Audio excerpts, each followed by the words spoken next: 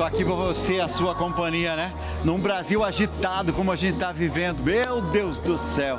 Mas eu quero ser a sua companhia, quero te, assim, ajudar a nesse finalzinho de terça-feira de carnaval, a gente refletir, a gente rezar, a gente se aprofundar. Eu tenho certeza que esse programa vai te falar à alma e ao coração. Tá só começando para todo o Brasil. Escolhas da vida, vem comigo, vai lá, vai.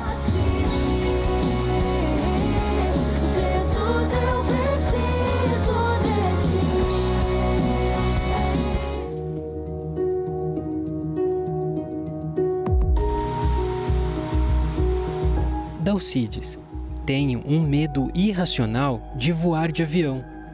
Tento evitar viagens a trabalho, mas isso tem prejudicado minha carreira.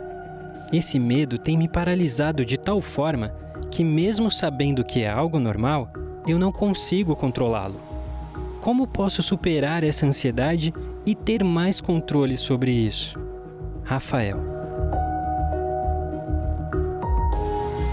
Rafael, eu entendo o que você está sentindo, filho. O medo tem um poder gigantesco sobre nós, quando nós deixamos que esse medo tenha esse poder. E o poder do medo pode nos travar, sem dúvida nenhuma. Pode nos impedir de viver oportunidades que poderiam transformar a nossa história. Mas quantas coisas na vida a gente já fez com medo? Você não teve, por exemplo, você que está com mais idade, você não teve o primeiro emprego? Você não foi com coração na mão, coração pulsando? Ou então, se ia ter uma conversa importante com alguém, e essa conversa importante com alguém, você falou, meu Deus do céu, que momento, dava aquele frio na barriga, dava a impressão assim que, nossa, agora vou até passar mal. Muitos dos nossos problemas são maiores, muitos dos nossos medos, eles são maiores do que a realidade. A gente vai cultivando esses medos e esses medos vão crescendo dentro da gente. Talvez hoje você esteja vendo uma situação e essa situação apavora você e você diz, nossa, como é que vai ser isso? Passado algum tempo, você olha para trás e você percebe que as coisas acabaram se resolvendo de uma forma muito mais harmônica, muito mais simples. A vida é cheia de movimentos. A diferença está na forma como a gente escolhe enfrentar esses movimentos, as dificuldades. O medo, minha gente, de uma forma ou de outra, ele sempre vai estar em maior proporção ou menor proporção. A gente tem medo em relação ao futuro? É claro que a gente tem. Alguns têm mais medo e outros têm menos medo. Se hoje fazer um voo longo parece impossível, que tal começar entendendo melhor como é que funciona? Por exemplo, tomando consciência desse seu medo. Modificando a relação que você tem com esse medo. Não deixa que esse medo direcione o seu futuro. Você tem sonhos, você tem uma carreira, você tem um propósito. Mas a sua vida é muito maior do que esse medo, filho. E quem diz que você não pode aprender a voar mais alto? Inclusive, a partir desse medo. A partir desse medo. Eu quero te ajudar e eu vou pedir a luz do Espírito Santo. Para que essa luz do Espírito Santo venha sobre você, para que você vença o seu medo, para que você tenha a coragem que você precisa, a força que você precisa. Vinde, Espírito Santo, enchei os corações dos vossos fiéis e acendei neles o fogo do vosso amor. Enviai o vosso Espírito e tudo será criado, e renovareis a face da terra. Oremos, Deus, que instruístes os corações dos vossos fiéis e acendestes neles o fogo do vosso amor. Enviai o vosso Espírito, tudo será criado. Renovareis a face da terra. Deus, que instrui os corações dos vossos fiéis com a luz do Espírito Santo, fazer que apreciemos retamente todas as coisas, segundo o mesmo Espírito, e gozemos sempre da sua consolação. Por Cristo Senhor nosso. Vem, Espírito Santo. Vem, Espírito Santo. Vem, Espírito Santo. Aquecer meu coração, doce Espírito Santo, vem me abraçar. Essa mãe que sofreu sexta, sofreu sábado, sofreu domingo, sofreu segunda. Ai, Dalcides, tudo passou, meu filho está aqui, são e salvo. Ufa, graças a Deus, tudo passou. A vida da gente é assim, gente. A gente se preocupa com muitas coisas e a gente quer ter o domínio de tudo. É como num avião, quando a gente entra, eu costumo fazer assim: Senhor, estou nas tuas mãos. Ilumina esse piloto aí, ou esses pilotos aí. A vida da gente é um pouco assim. Em alguns momentos a gente tem o domínio da situação, mas numa boa parte, nem tudo depende da gente. Senhor, se nem tudo depende de mim, vem Espírito Santo, me guia, guia os meus filhos, meus relacionamentos, me guia as minhas amizades. Vem, Espírito Santo. Vem, Espírito de Deus, e derrama a tua unção pra me libertar. Vem, Espírito Santo, aquecer meu coração. Vinde, Espírito Santo. Vinde. Vem, vamos lá.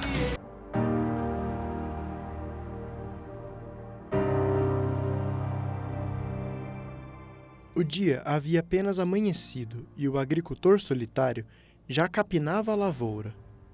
Aquele seria, como outros tantos, um dia de trabalhos árduos de sol a sol. Ele sulcava o solo e, ao mesmo tempo, pensava em sua vida. Como era difícil a luta diária para sustentar a família. Algumas vezes se surpreendeu, questionando a justiça divina que o escolhera para o trabalho duro, enquanto privilegiava outros com tarefas leves e agradáveis. O sol já ia alto quando olhou ao redor por alguns instantes. Ao longe, podia-se ver a rodovia. Ele avistou um ônibus que transitava pelas cercanias e imediatamente pensou consigo mesmo. Vida boa deve ser daquele motorista de ônibus. Trabalha sentado e sem muito esforço. Conduz muita gente a vários destinos e não toma chuva nem sol. E ainda de quebra, deve ouvir uma musiquinha para se distrair. Todavia, ao ser ultrapassado por um automóvel de luxo, começou a pensar de si para consigo. Vida boa mesmo deve ser a dessa executiva, dirigindo um carrão de luxo. Não tem patrão para cobrar horários e também não tem que passar dias na estrada como eu, longe de casa, longe da família. No entanto, logo à frente, a executiva pensava em como era difícil a sua labuta, as preocupações com os negócios, as viagens longas, as reuniões intermináveis e outras tantas coisas para resolver. Mergulhada em seus pensamentos, olhou para o céu e avistou um avião que cruzava os ares, e disse como quem tinha certeza. Vida boa é a de piloto de avião. Conhece o mundo inteiro de graça, não precisa enfrentar esse trânsito infernal, as pressões das responsabilidades e por resultados cada vez maiores. E o salário é compensador. Dentro da cabine daquela aeronave estava um homem a pensar nos seus próprios problemas. Como é dura a vida que eu levo. Muitas semanas longe da esposa, dos filhos, dos amigos. Vivo mais tempo no ar do que em solo. E para agravar, estou sempre preocupado com as centenas de pessoas que viajam sob minha responsabilidade. Nesse instante, ele observou atentamente ao solo e percebeu um homem trabalhando na lavoura. Exclamou para si mesmo com certa melancolia. Ah, como eu gostaria de poder estar no lugar daquele agricultor, trabalhando tranquilamente, em meio à vegetação, tendo o sol como companhia e ouvindo o canto dos pássaros, sem maiores preocupações. E ao final do dia, voltar para casa, abraçar a esposa e os filhos, jantar e repousar serenamente, ao lado daqueles que eu tanto amo. Isso sim é que é vida boa. A felicidade depende das qualidades próprias do indivíduo e não do estado material ou do meio em que ele se encontra.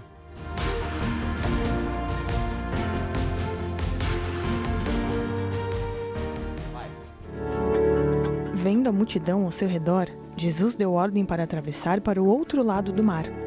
Mais tarde, ele entrou no barco e os discípulos o seguiram. De repente, uma grande tempestade tomou conta do mar, e as ondas eram tão fortes que cobriam o barco. Enquanto isso, Jesus estava dormindo. Os discípulos apavorados foram acordá-lo dizendo: Senhor, nos salve, vamos morrer.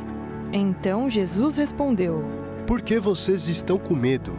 Onde está a fé de vocês? Ele se levantou, repreendeu os ventos e o mar, e tudo ficou calmo. Os discípulos ficaram maravilhados e diziam uns aos outros: Quem é esse homem que até os ventos e o mar lhe obedecem? Tem momentos na vida em que tudo parece sair do controle, né? A gente olha ao redor e a gente vê desafios, a gente vê incerteza. Tem uma tempestade se aproximando e fala: ah, meu Deus do céu, como é que vai ser o meu barquinho? Como se o barco tivesse prestes a afundar. Mas, gente, às vezes a tempestade está fora, né? São outras pessoas que roubam a paz da gente. Há também momentos em que a tempestade está dentro da gente. Quando está fora é fácil, porque quando está fora todo mundo vê, é visível. Mas quando a tempestade está aqui, é a gente e a gente mesmo, né? Os discípulos estavam no meio do mar, vendo as ondas ficarem cada vez mais altas. Os discípulos vendo o vento forte, ouvindo o barulho da tempestade. E o medo foi tomando conta de tudo. Mas Jesus estava ali, dormindo. Isso não quer dizer que ele não se importava. Não, ele sabia que aquela tempestade não era o fim e que estava tudo sob controle. Mas os discípulos não conseguiam enxergar isso. Eles estavam apavorados, prisioneiros do medo, achando que o barquinho, de um lado para o outro, esse barquinho vai virar, Jesus. Quantas vezes a gente faz o mesmo, minha gente? A gente vê um problema e a gente sente o vento contrário. A gente já pensa em todos os cenários que são ruins. A pergunta que eu faço: será que o problema é realmente tão grande? Ou nós que estamos deixando o medo crescer dentro da gente? Talvez o que mais a gente precisa não é que a tempestade pare, mas que o nosso coração encontre paz em meio a essa tempestade, porque muitas vezes a tempestade não depende da gente, mas ela nos atinge de uma forma tremenda. A tempestade lá fora, tempestade dentro de nós. Mesmo na tempestade, mesmo que se agite o mar, te louvo em verdade. Mesmo longe dos meus, mesmo na solidão, te louvo em verdade. Somente eu tenho a ti Tu és a minha herança, te louvo em verdade. Somente eu tenho a ti. Tu és a minha herança, te louvo em verdade. Somente eu tenho a ti. Tu és a minha herança, te louvo em verdade.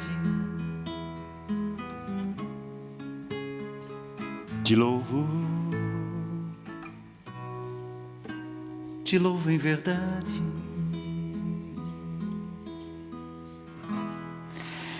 Eu acho tão bonito quando a gente é guiado pela verdade, sabe?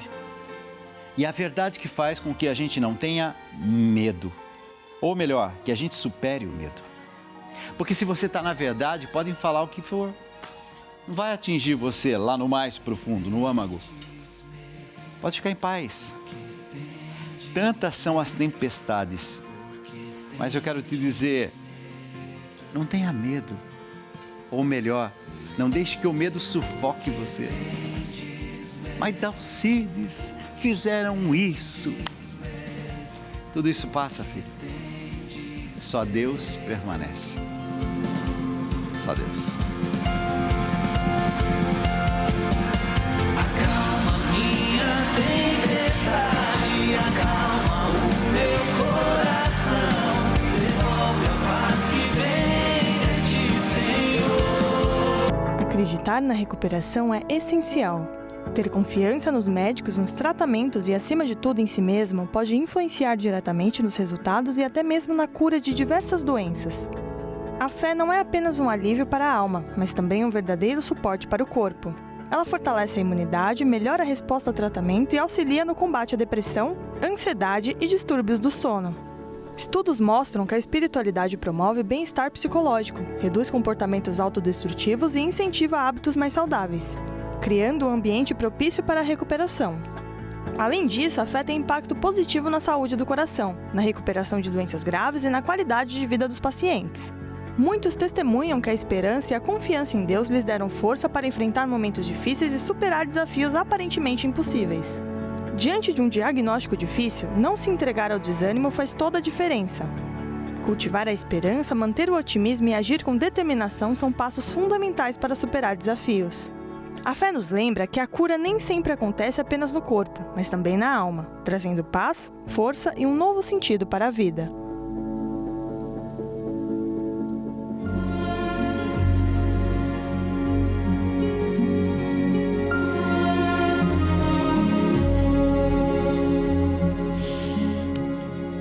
Vamos voltar um pouquinho na história, que tem um fato que aconteceu em 2015 e esse fato me chamou a atenção.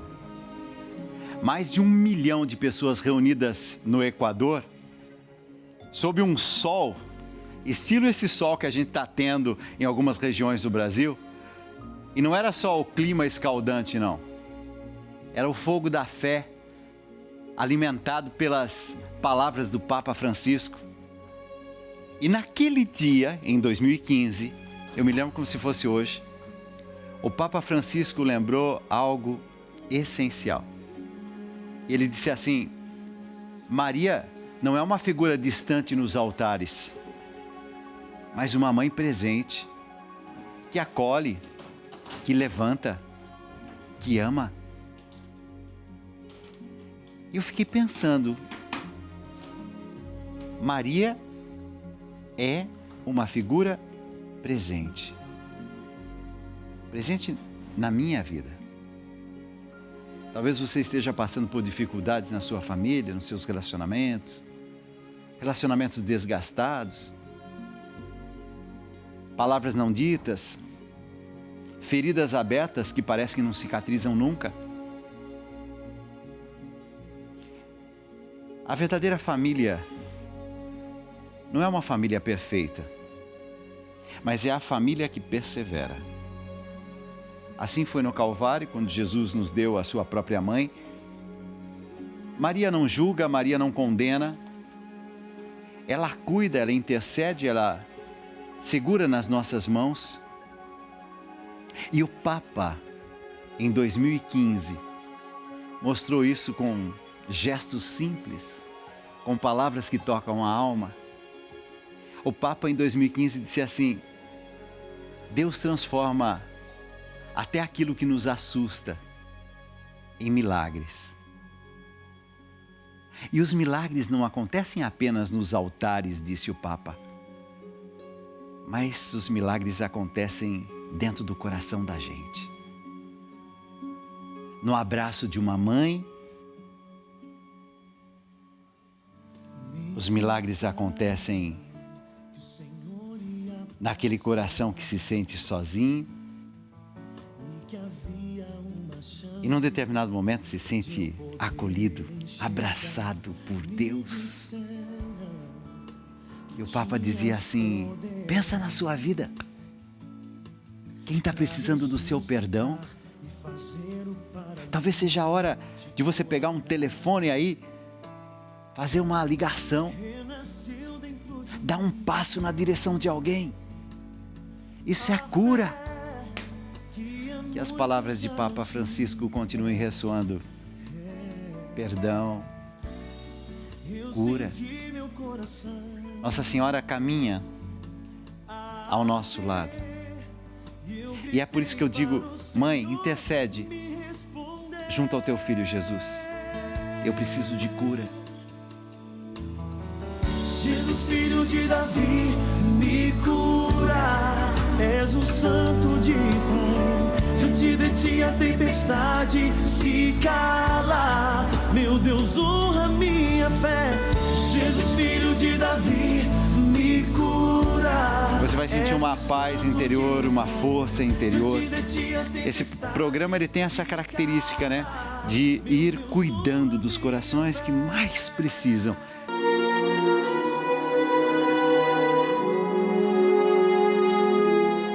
É obrigatório fazer o sinal da cruz ao passar diante de uma igreja?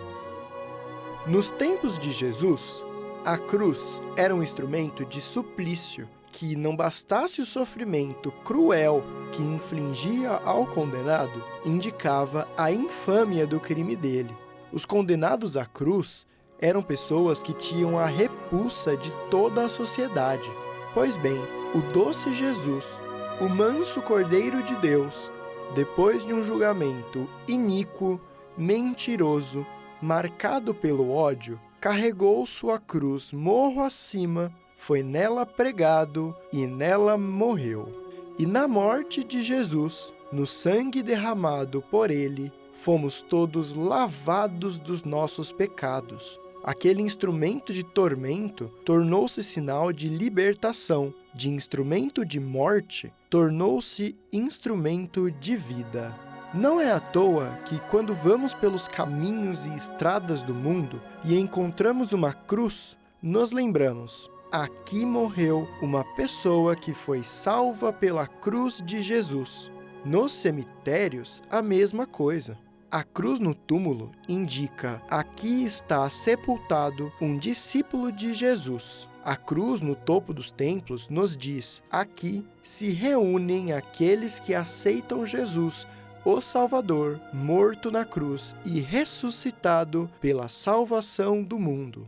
A cruz que traçamos sobre o nosso corpo significa que queremos a bênção prometida por Jesus, quando nos disse que do alto da cruz atrairia todos a Ele.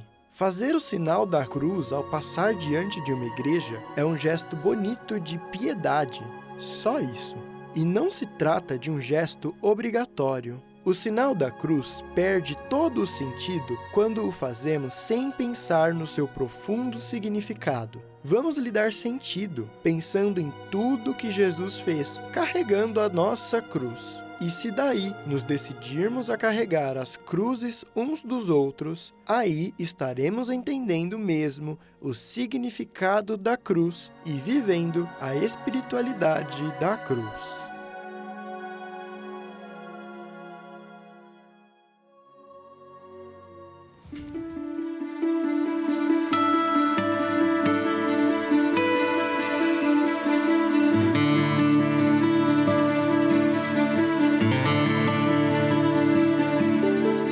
Falar sobre emoções primárias envolve compreender para que elas servem.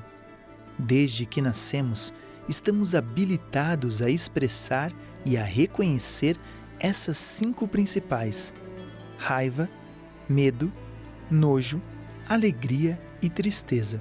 E essa capacidade de contar para o outro sobre como nos sentimos e de compreendermos o que o outro sente, ainda que seja através de expressões faciais, nos mantém vivos.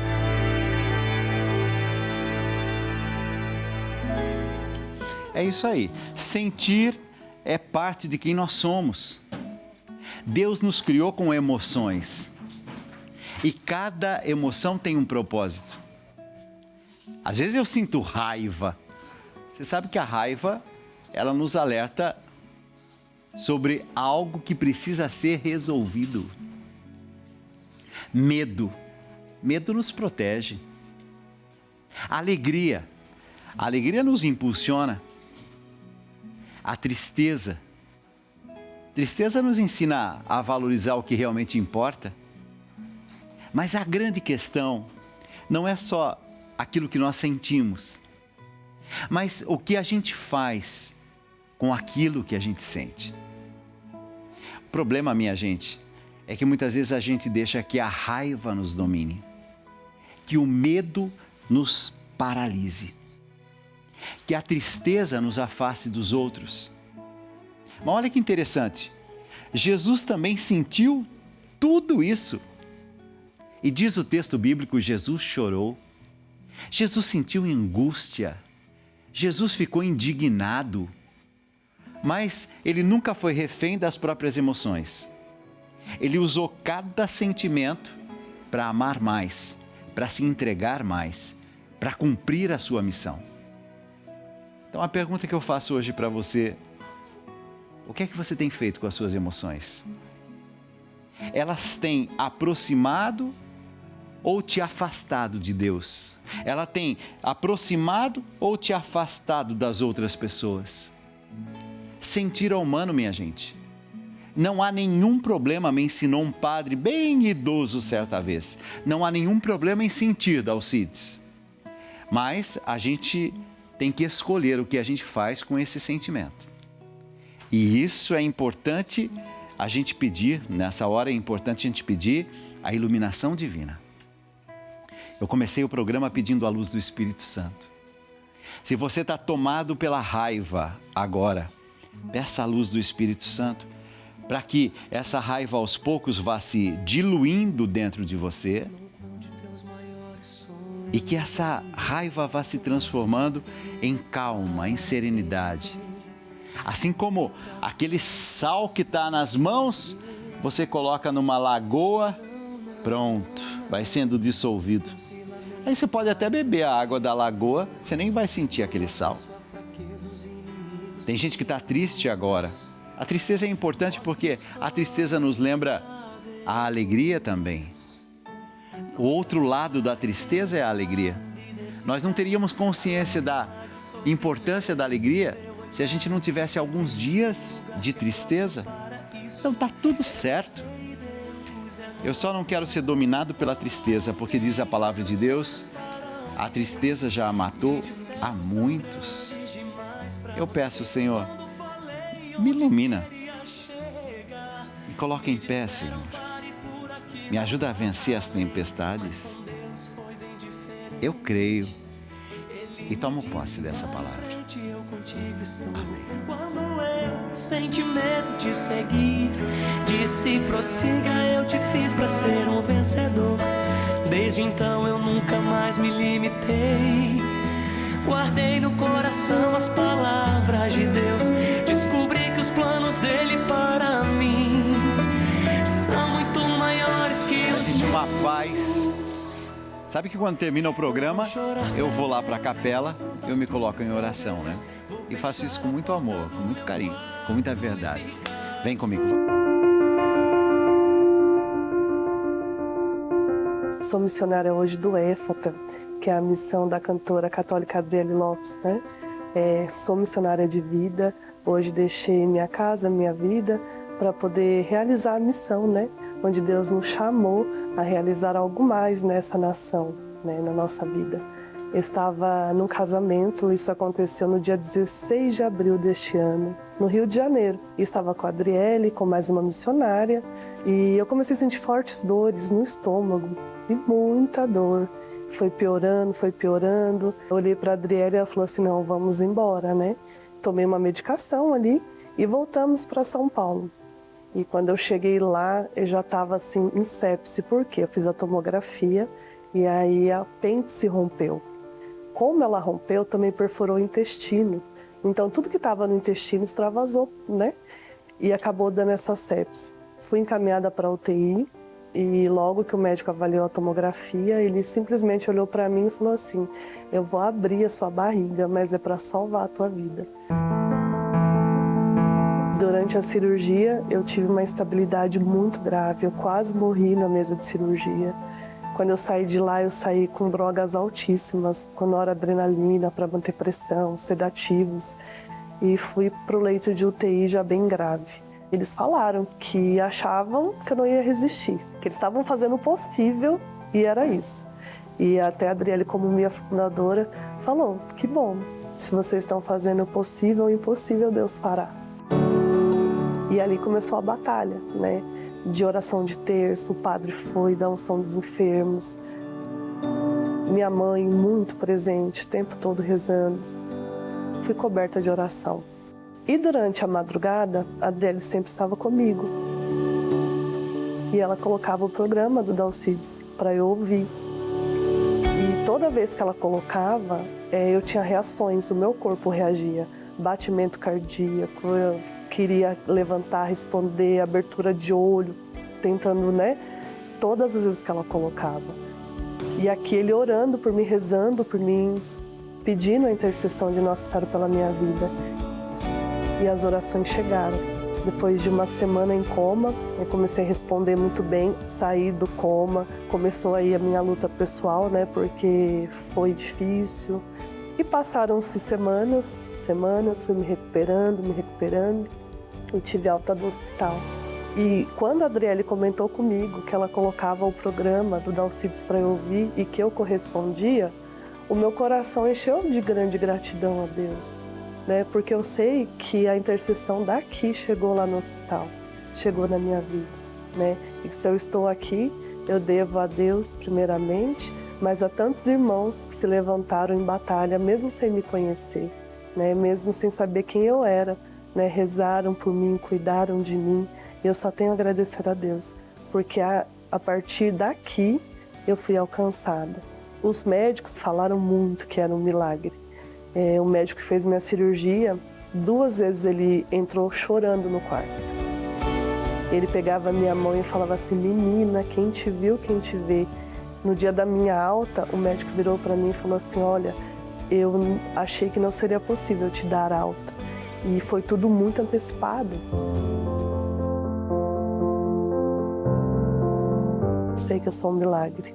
E se eu estou aqui, eu devo a tantas pessoas que se levantaram em oração ali por mim, né, em ordem de batalha. A Dalcides, ao programa, a cada um que rezou por mim. Tive a graça de ficar com meu pai por mais 1 mês comigo, porque meu pai também sofreu de uma doença, ele era renal crônico, fazia hemodiálise há 12 anos. E eu cheguei em casa, a gente passou assim 1 mês juntos e meu pai faleceu logo em seguida, né? Muito devoto de Nossa Senhora, rezávamos o terço todos os dias. Ele acompanhava toda a programação daqui, porque ele também amava. Então, em tudo Deus é bom, né? Eu pude viver com meu pai os últimos dias bem próximos, né? Porque eu trabalhava, fazia missão e foi um momento que Deus preservou para que eu pudesse ficar com ele também.